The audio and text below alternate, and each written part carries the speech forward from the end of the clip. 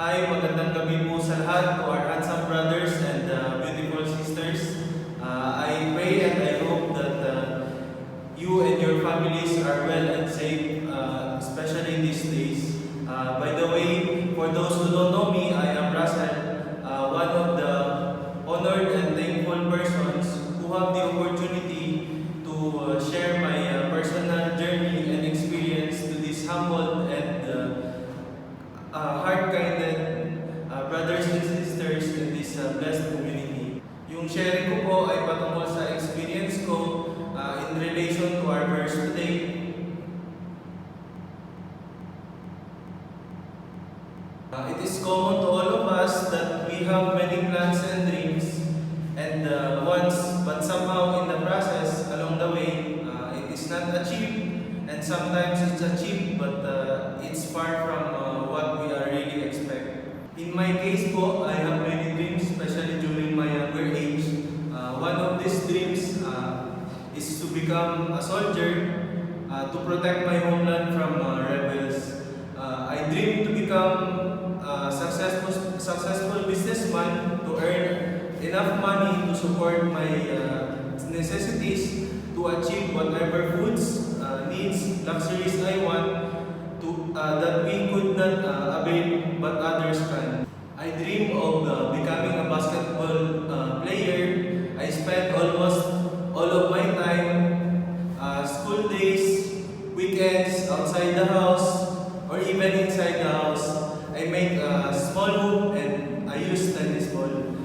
These are some of the dreams that are molded from the mind of a young poor boy who lives in the mountain of Mindanao. Maalala ko po nung kabataan ko na walang-wala talaga kami. Sometimes there are consistent days na yung ulam namin asin at tubig lang. Kapag nakabili ng kape, yun yung isasabaw mo sa kanin. Kung walang-wala talaga, minsan yung kamote. Tapos syempre kapag ikay bata, napasyal ka sa taon nyo o nakakita ka ng laruan ng sa mga kapitbahay mo, minsan gustong-gusto mo rin magkaroon, pero di mo mabili kasi walang-wala kang pambili. Yung kapamaraanan ko na lang noon, gumagawa kami ng sarili naming laruan. As time passed by, I started to have my own work and started earning my own income, and I able to balance things out in my life. Akala ko yun na yun, but it seems there are challenges happen in my life. And I thank God that some of my dreams that I mentioned were achieved and some were not, because of some life instances and challenges that I encountered along the way. Some of the challenges I face is when my parents lost their job and not knowing how we can start again, as they already experienced also complication in their health. They are getting older. It was very difficult for me to balance things and how to support my parents, since my income at that time was just enough for me to support myself and my daily activities. Also, I am just a newbie from having a job and already become the financial source of my parents. From that, I started to think of other ways on how I earn more and how will I able to support them for a long run. It is difficult role and for me to endure, and one day it ends up for me to make multiple loans just to provide my parents a budget to start over and go back to our homeland. And yes, they were able to go back to our homeland and started all over again with nothing. Those times, I continue to pray and keep asking guidance from the Lord for strength and motivation to keep moving forward and to see the path that He prepares for me. In God's grace, di po niya kami binigo. Sa katunayan, He opened doors and opportunities somehow stabilize our situation in a way that we will able to sustain our necessities, especially yung needs and healthcare ng parents ko. I have the opportunity to work in Cebu.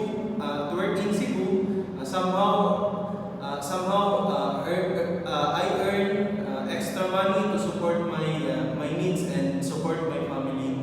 But the biggest break that God provides me was the opportunity to work here in UAE. Yung dreams ko po, being a soldier, hindi man na-achieve, but in God's grace and will, I became a soldier of God and a prayer warrior for my family and loved ones. As my dream as a businessman, looking forward pa rin po in God's will, and for the meantime, He gave me opportunity to work here in abroad, to have enough financial income to save and to start business soon. So for being a basketball player po, even it did not happen, still I was thankful to play in God's will with the potential NBA players, the athletic brothers in this with the athletic brothers in this community. Yung learnings ko po from all the challenges and difficulties I and my family face, I was led with the realizations. First, to believe in God's plan. He will deliver you to the place where you belong, and you